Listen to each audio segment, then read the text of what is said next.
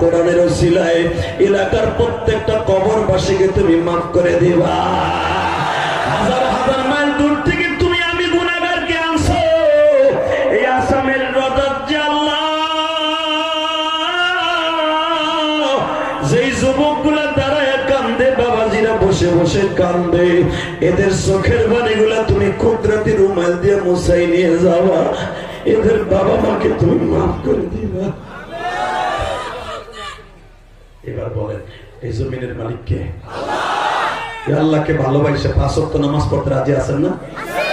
কে কে রাজি আছেন? দেখে আল্লাহকে হাত তুলে দেখানো।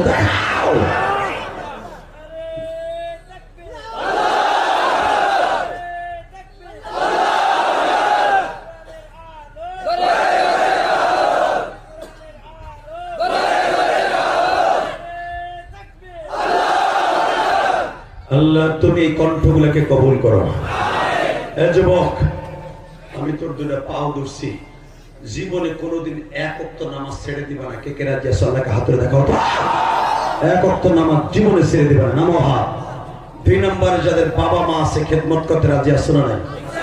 কে কে রাজি আছো? দেখাও আল্লাহকে, বাবা মার খেদমত করবা, নামো হাত। 3 নম্বর আরেকটা কাজ করবা, কোনোদিন কোন আলেম ওলামার সাথে বেয়াদবি করবা না।